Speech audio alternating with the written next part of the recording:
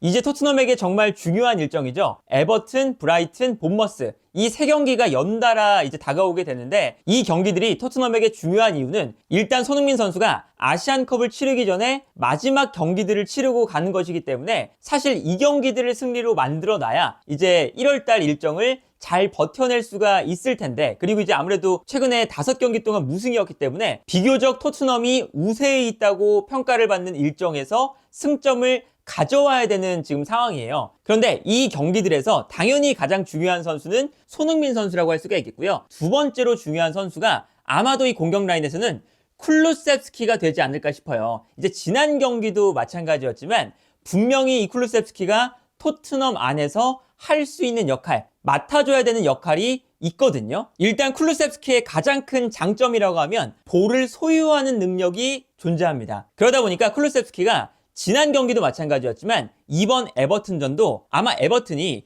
아주 수비적으로 나올 거예요. 에버튼 같은 경우는 최근 8경기 동안 점유율이 50%가 넘었던 적이 딱 한 경기 있습니다. 그 경기가 맨유전이었는데 그 경기에서 하필 패배를 했어요. 그건 어떤 거냐? 에버튼이 정말 수비적으로 나왔을 때 오히려 경기 결과도 좋고 본인들의 스타일 자체가 아주 수비적이라는 거죠. 심지어 이번 경기는 4백이 아니라 3백으로 나와서 5명의 수비 라인이 배치될 가능성이 높은 경기입니다. 그런데 이러한 경기에서 토트넘이 지난 경기도 그랬지만 이 밀집 수비 사이에서 볼을 소유하는 플레이를 이제 메디슨이 없다 보니까 굉장히 어려워하고 있어요. 이건 당연하게도 토트넘이 그동안 에릭센이 토트넘을 떠난 뒤로 메디슨이 오기 전까지 창의적인 미드필더가 없어서 상대의 밀집 수비에 늘상 고전하는 팀이었잖아요. 그런데 이제 메디슨이 와서 그걸 풀어주다가 메디슨이 부상으로 빠져버리니까 밀집 수비에 대한 대응 능력이 확연하게 떨어졌습니다. 그런데 지난 노팅엄전에서 발견할 수 있었던 포인트는 쿨루셉스키가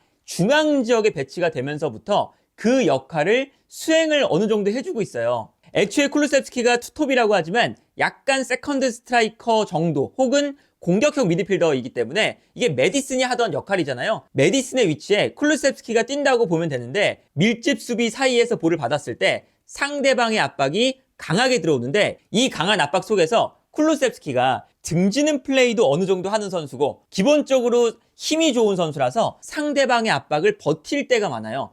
버텨주다가 오히려 버텨주면서 수비가 몰렸을 때 비어있는 공간에서 손흥민이라던가 아니면 히샬리송이라던가 주변에 있는 선수들이 공간이 발생하고 이 공간을 활용하면서 상대의 밀집 수비를 무너뜨리는 장면들이 많이 나왔었죠. 그리고 여기에 더해서 손흥민 선수 쪽에 사실은 의도적으로 포스테코글루 감독이 투톱을 만들 때도 쿨루셉스키를 오른쪽, 히샬리송을 왼쪽에 둘 수도 있지만 의도적으로 쿨루셉스키를 손흥민과 가까운 위치에 배치를 시키거든요. 이건 이제 쿨루셉스키가 되게 부지런한 선수예요. 압박도 열심히 하고 오프 더 볼 플레이가 좋은 선수거든요. 그러다 보니까 쿨루셉스키가 손흥민 선수가 볼을 잡았을 때 계속 움직여주면서 손흥민 선수를 도와주는 움직임을 가져갈 때가 많습니다. 그리고 이때 손흥민 선수에게 수비가 끌려나갈 때 쿨루셉스키가 침투에 들어간다거나 아니면 침투에 들어갈 때 쿨루셉스키 쪽으로 수비가 쏠리면 손흥민 선수가 안쪽으로 접고 들어올 수 있는 기회가 생긴다거나 이러한 장면들이 많이 만들어지거든요. 그러다 보니까 지난 경기에서 쿨루셉스키가 중앙에 있다가 브레넌 존슨이 부상을 당해서 쿨루셉스키가 오른쪽으로 오고 쿨루셉스키 대신 스킵이 중앙 지역에 배치됐을 때 스킵과 쿨루셉스키의 역할이나 아니면 가지고 있는 능력 자체가 매우 다른 선수다 보니까 스킵이 쿨루셉스키처럼 침투하는 것도 잘 안 되고 수비 라인 사이에서 볼을 받는 것도 잘 안 되니까 매우 답답한 흐름으로 경기가 전개가 됐었죠. 그런데 다만 쿨루셉스키가 오른쪽에 갔을 때의 장점은 어떤 게 있냐면 아무래도 이 브레넌 존스는 빠른데 빠른 대신에 마무리 패스와 크로스가 매우 부정확한 편에 속합니다. 그래서 브레넌 존슨이 측면 돌파를 빠르게 시도한 다음에 여기서 크로스가 하늘로 솟아오른다거나 아니면 반대편으로 너무 길게 떨어져서 안쪽으로 들어와 있는 히샬리송에게 연결이 되지 않는 이런 장면들이 많았는데 오른쪽에 쿨루셉스키가 배치된 다음에는 그래도 크로스에 대한 질이 매우 높아졌죠. 그래서 쿨루셉스키가 볼을 잡은 다음에 크로스, 히샬리송의 득점이 나올 수가 있었잖아요. 이제 그런 걸 생각해보면 쿨루셉스키가 이번 에버튼전에서도 키플레이어가 될 수 있는 것 중에 하나는 역시나 이 라인 사이에서 볼을 소유해 줄 수 있는 선수라는 거, 그리고 측면에서 크로스를 올리는데 브레넌 존슨보다 좋은 퀄리티의 모습을 보여줄 수 있다는 거. 이러한 것들이 아마 포스테코글루 감독도 쿨루셉스키에게 기대하는 부분이 아닐까 싶고요. 그리고 어쨌든 상대가 수비 라인을 내리고 이제 밀집해 있다 보니까 쿨루셉스키의 느린 발이 그렇게까지 단점으로 보여지지 않을 때가 많죠. 아무래도 스피드가 살아나려면 공간이 넓어야 되는데 애초에 공간이 좁다 보니까 쿨루셉스키가 전력 질주하는 시간이 많이 없어요. 이런 것도 어쨌든 밀집 수비를 상대할 때 쿨루셉스키가 단점은 약간 가려지고 장점은 극대화될 수 있는 그런 선수라는 것을 알 수 있고, 그리고 브라이튼전이나 본머스전 같은 경우에도 이 두 팀은 에버튼처럼 이렇게 내려가 있는 팀이 아니라 올라와서 전방 압박을 하는 팀이죠. 그런데 여기서도 쿨루셉스키의 역할이 생각보다 많이 중요해요. 예를 들어 토트넘은 후방에서 빌드업을 시작할 때 짧은 패스로 차근차근 풀어나오는 스타일이죠. 그리고 어쩔 때 보면 볼을 가진 다음에 수비나 골키퍼 지역에서 볼을 계속 오래 소유하고 있어요. 왜 오래 소유하냐면 상대방이 올라오길 기다리는 거죠. 그리고 올라오길 기다렸다가 이 압박을 풀어내면 우리가 이 수비 뒷공간을 공략할 수 있다라는 건데, 여기서 이제 문제는 최근에 메디슨이 없기 때문에 후방 빌드업 상황에서의 볼 소유 능력이나 탈압박 능력이 약간 토트넘이 많이 내려간 상태입니다. 그러다 보니까 토트넘이 최근에 나오는 문제점들이 어떤 거냐면 후방에서 볼을 주고받다가 볼을 빼앗겨서 역습을 당하는 이런 장면들이 많이 나오고 있죠. 그렇기 때문에 쿨루셉스키가 왜 중요하냐면 앞쪽에 있는 손흥민, 히샬리송, 브레넌 존슨 이 세 명의 선수들은 아무래도 조금 더 저돌적이고 상대 수비 뒷공간으로 빠르게 뛰어들어갈 수 있는 선수잖아요. 그런데 쿨루셉스키는 수비 라인 뒷공간으로 뛰어들어가는 이 스피드에 관한 부분은 아무래도 손흥민, 히샬리송, 브레넌 존슨보단 떨어지지만 내려와서 볼을 받아주는 플레이는 좋은 편에 속한다고 할 수가 있겠죠. 손흥민 선수도 내려와서 볼을 받을 수가 있지만 손흥민 선수는 애초에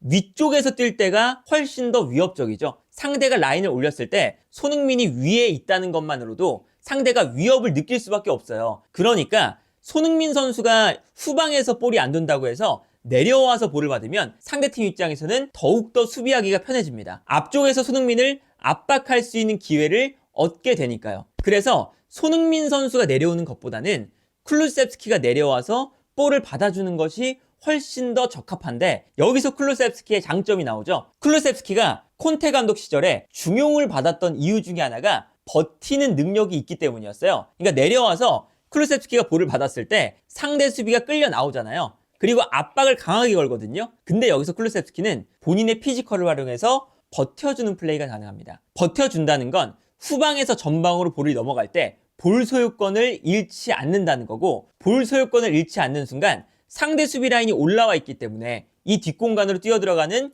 손흥민, 히샬리송, 브레넌 존슨 이 세 명의 선수에게 쿨루셉스키가 패스를 공급할 수 있다는 이야기가 되는 거죠. 그래서 실제로 쿨루셉스키가 역습을 할 때 본인이 볼을 소유하고 전방으로 달려나갈 때보다, 달려나가면 사실 쿨루셉스키가 스피드에 대한 문제가 있기 때문에 우리가 역습을 할 때 아니 쿨루셉스키가 한 명 정도는 잘 돌파를 하는데 달려가다가 본인이 돌파를 성공한 선수에게 다시 따라잡혀서 볼을 빼앗기거나 이제 가로막히는 경우가 있잖아요. 이런 플레이를 보여주는 것보다 쿨루셉스키가 내려가서 기점이 되어주고 버텨주면서 후방에서 올라오는 볼을 일단 받아준 다음에 여기서 돌아서서 손흥민에게 패스를 찔러줘도 되고요. 아니면 굳이 돌아서지 않다고 하더라도 볼을 가진 다음에 올라오는 선수에게 리턴 패스를 내주면 리턴 패스를 받는 우독이라던가 포로 이런 선수들이 뛰어나가는 선수들에게 2차적으로 패스를 공급을 해줄 수가 있으니까 이러한 플레이가 토트넘에게는